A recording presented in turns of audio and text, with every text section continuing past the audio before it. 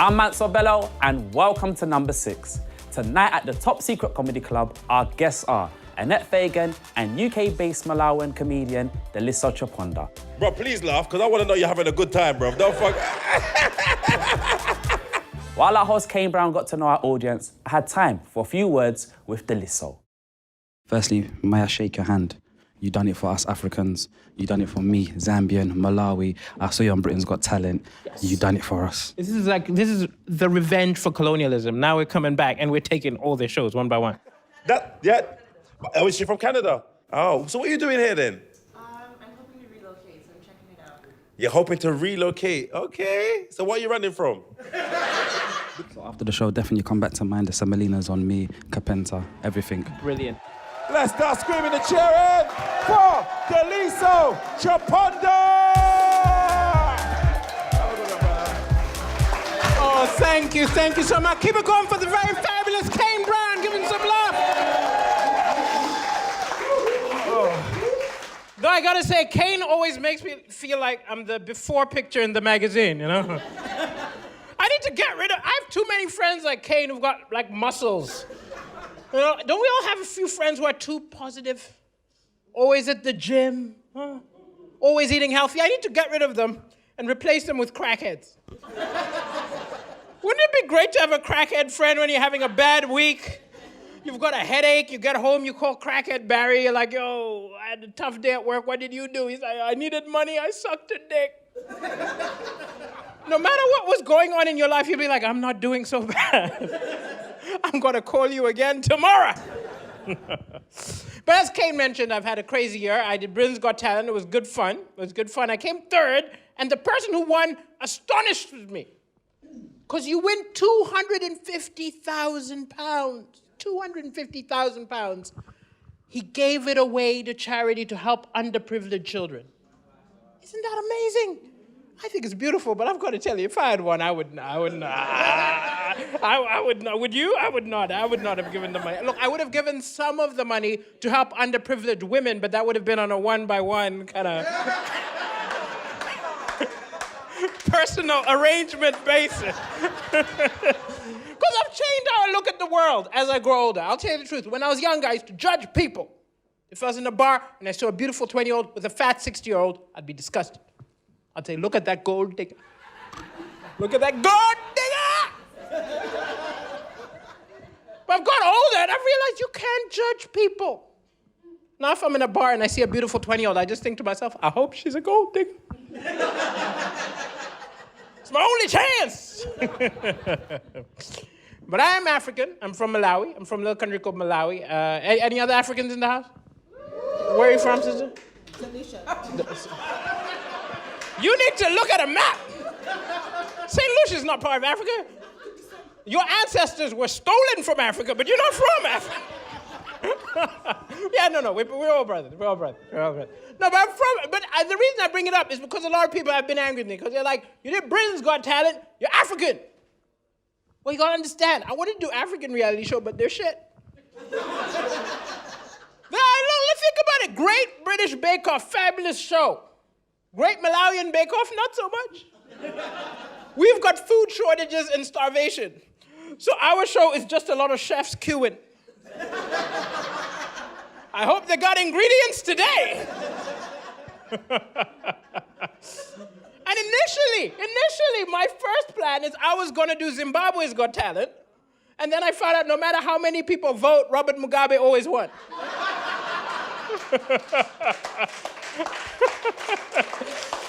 Oh, and we feel sorry. I can't even do jokes about Robert Mugabe anymore. He's gone. He's gone. Another thing that irritates me is that, you know, a lot of people believe what they read about Africa in the news, and that's what they think that's the whole thing, right? It's more complicated than that. For example, I was going to do some shows in South Africa, and all people were like, don't go to South Africa. They're murderers there. They'll get you. I went there. I was accepted lovely. No murderers. I was fine. Then I was going to Kenya. And a lot of people were like, don't go to Kenya. They're terrorists. Boko Haram will blow you up. I went there. Nothing happened. I was fine. I was going to Nigeria. People were like, don't go to Nigeria. They're crooks. They'll rob you. I went to Nigeria. They were crooks. They robbed me. That's crazy.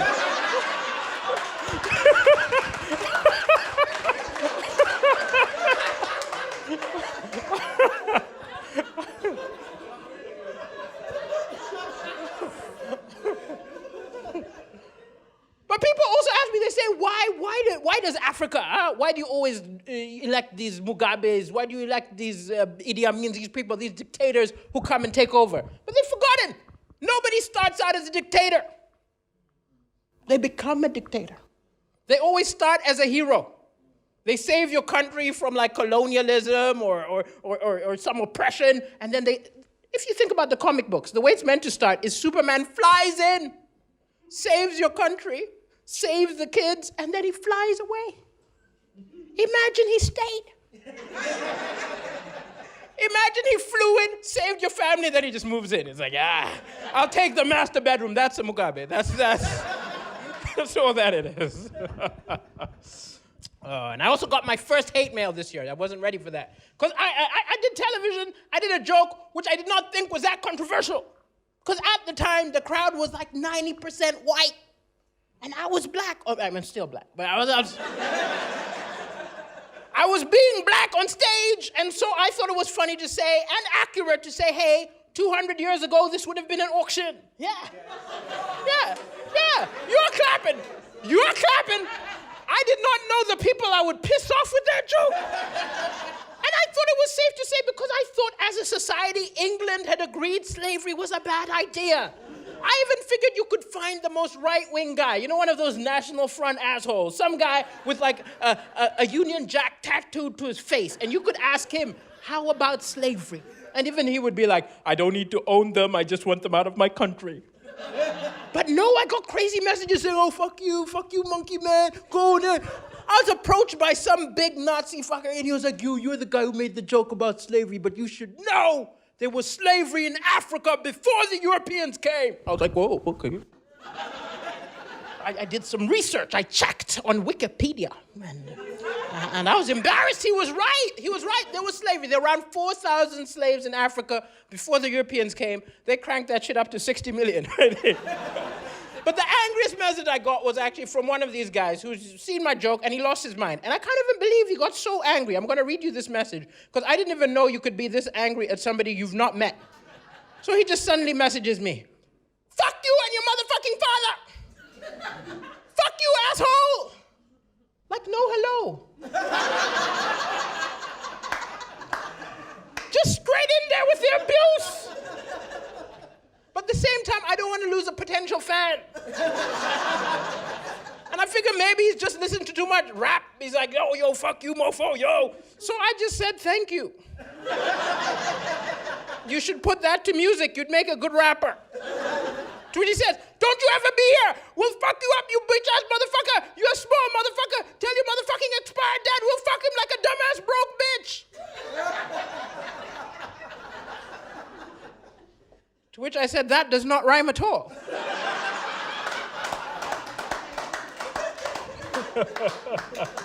And you can't respect a troll. I don't know if any of you have been trolled on the internet where people just come out with abuse out of nowhere. Like another guy messaged me and says, hey, I hope you die of cancer. I was like, you don't know me. At least wish me chicken pox. But I will say this, as much as I was trolled by some members of the National Front and the UKIP types, at the same time, I have got to say the UK is extremely accepting. We have a few hiccup moments, but we're mostly accepting. And if you want proof, there is this wonderful thing that happened over the last year. The British National Party fell apart. They're no longer a party. But you know what the best part of it is? The reason they fell apart? They forgot to file the paperwork to renew their status as a party. They were defeated by admin. And you know what must piss them off? They must know if they had a few immigrants working in the office, they would have been fired. Thank you so much, ladies and gentlemen. Enjoy the rest of the show. Keep it going for Kate Brown. No trolls are safe thanks to Daliso. After the break, we'll be returning to the Top Secret Comedy Club with a stand-up set from Annette Fagon. See you soon.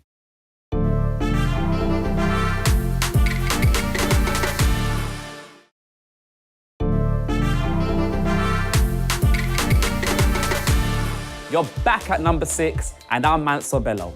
Let's return to the Top Secret Comedy Club for a little chat with Annette Fagon before her set. We didn't know the cameras were running, I swear. I ain't got no credit right now, you know, but when you get the chance, come in. By the way, here for the interview. Yeah. Yo, so what's happening? Yo, I'm just getting ready to go and do some Yanga up in ya. Yeah. When did you come from Jamaica?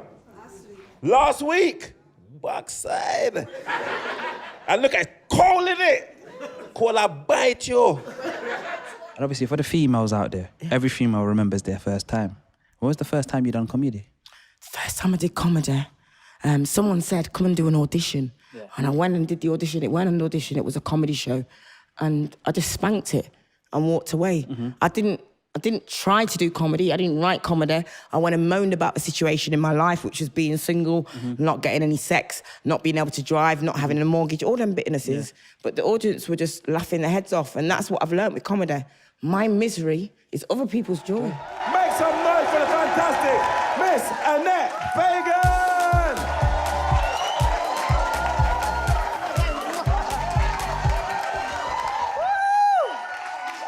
Wagwan! I said wagwan. Nothing wagwan, thanks for asking, that's beautiful, that is. How you doing?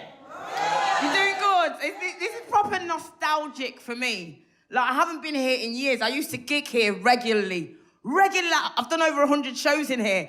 And back when I started, thank you. Because when I started here, I weren't even a comedian. But you can get away with anything in this place if you know how to play the race card correctly. You know what I mean? But big up to the Top Secret Comedy Club, man. Big up to Top Secret. You lot found it, innit? Ain't that secret, you know what I mean? No, seriously, right? It's as good as Black History Month because they can't give us a month, innit? We need a whole year if you're going to celebrate what black people have done to this world, you know what I mean? We hate it for this October. October, we can't do shit. We can't barbecue, we can't party, you know what I mean? I celebrated Black History Month back at Notting Hill Carnival, you know what I mean? That's when I was raving, you know what I mean? And it's, so black and white people, because Black History Month's coming, are you going to do some black shit? Is anyone doing any black shit for Black History Month? Black shit? White girl, you doing some black shit? You doing some black shit for Black History Month? Come on. You're going to try. What kind of things are you going to try for us, love? What kind of black shit are you going to do during Black History Month? Look, your friend's suggesting, like, don't fuck this up, Sharika. Don't fuck this up, right? You might come across racist.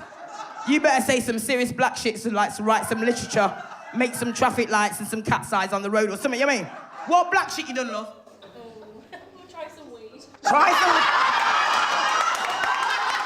She's gonna try some weed. Why is it every year I come out, I talk about Black History Month, I ask white people what black shit you're doing, you say you're smoking weed, you say you're twerking, you say you're drinking red stripe. I'm talking about black shit. Proper black shit. You know what I mean? Like wash your chicken before you cook it. You know what I mean? Black shit.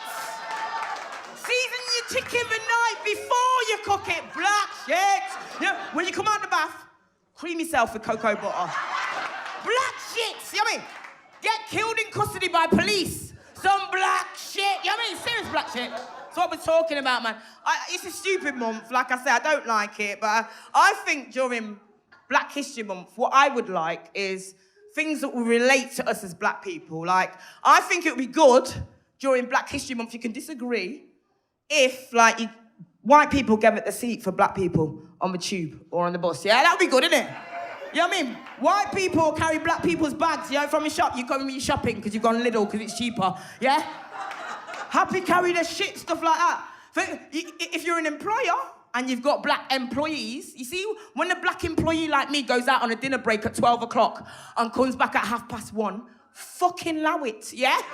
That's little things like that for Black History. For me personally, this is what I would love. What I would love for Black History Month, right? I would like the security guard at the Tesco Express Superstore across the road from me not to follow me around the store like I'm some kind of thief. Yeah, just for 1 month, you know what I mean? And I appreciate I'm thiefing when I'm in Tesco. Yeah, and I'm not, that's what I don't like, because the security guard's following me around like I'm gonna take things off the shelf, put it in my bag. I'm not thiefing like that in Tesco. I've got class, yeah? I've got standards. I thief at the self-serve, yeah? I take myself to the self-service machine and that's where I thief, right? So it's not even teething because it's up to you to fix it up, innit, right? And there's a couple of ways I teeth. Here's the first one. You know, back in the day, you used to go there. If you got your Tesco card, you get to the counter, it goes, have you bought your own bag? I'll click on, yes, I have. I haven't. I'm going to use their bags. But you got a point in it. You got a point on your Tesco card. So that's the one way I teeth. I'd say I've got that. Now, you got to pay for a bag. So what I do is ask for the bags and just don't pay for them. That's one way I teeth, right? The second way I teeth is, I'll be walking around and I see something like salmon. It's 15, 20 pounds. I ain't got no 15, 20 pounds for this salmon, but I want it, yeah? So I put it in my trolley and I take it to the self-serve.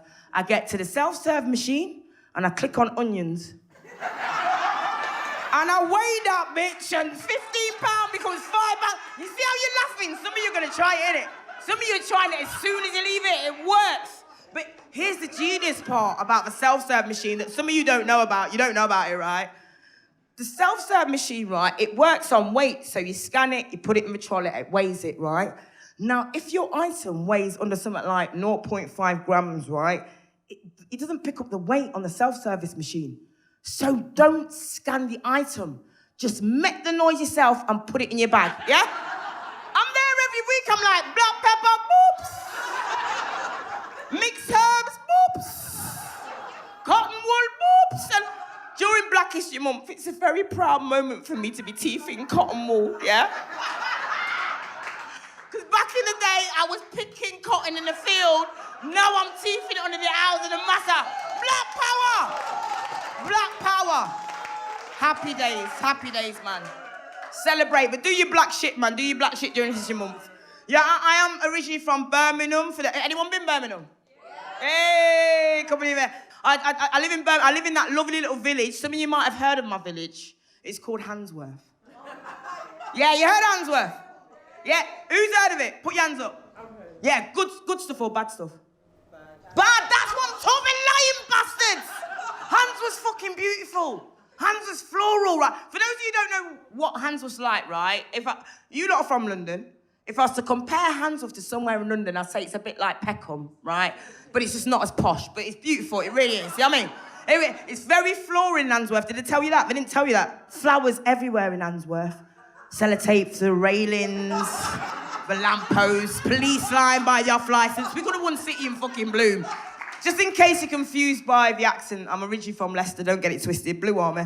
Yeah, it's just in my early 20s I decided I wanted to see the world, and Birmingham's as far as I got so far, you know what I mean? I'll reach Africa one day, fuck it, you know what I mean, allow it, you know what I mean? But I do love Handsworth. If you ever get a chance, please, you can find me on Facebook saying, I'm coming Birmingham, I'll get you a day ticket, it's only £4.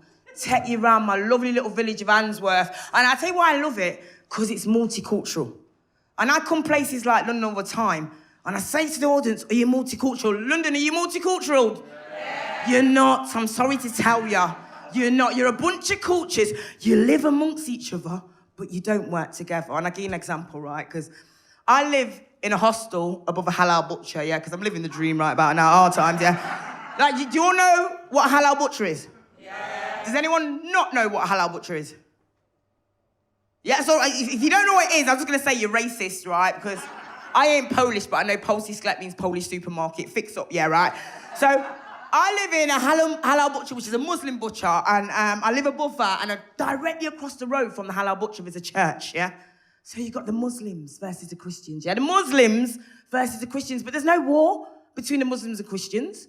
All you've got is a Muslim butcher trying to work out, how can I get these Christians into our store after service on a Sunday? Because they're business people, they're open on a Sunday, right? And this is why I love Handsworth. The Muslim butcher decided he needed to change the name of his store to entice the Christians in, because they're business people, right? And this is one of the reasons I love Handsworth. The Muslim butcher changed the name of his butcher shop to Hallelujah. Ain't that beautiful, man? Yeah, beautiful. Come to Handsworth, I'll take you round. I'll tell you what, you know, it's been lovely sitting here talking to you for this while. But can I just say something, though? Can I just say something, right? Like, some of you may know, I got my tag off not long ago. It weren't no serious crimes. Just shoplifting, arson, GBH, ABH, assault with a deadly weapon. You know what I mean? But a lot of people get frightened, innit, when they know someone's been in prison and that lot. And I've sat here and talked to you for a while, and you lot might not have even known that. I don't mind that. But no one called the police. Can I just say thank you, right? It don't happen a lot, you know what I mean? I'm here regulars. You can come and see me here regulars, but just do me a massive favour. Don't say you saw me here on this stage tonight, because if Universal Credit find out, it kind of interferes with my benefits. But you lot have been brilliant. Big thank you to number 6 favourite, Annette Fagon. Also, thank you to Daliso Chaponda and our host on the evening, Kane Brown. We look forward to seeing you next time.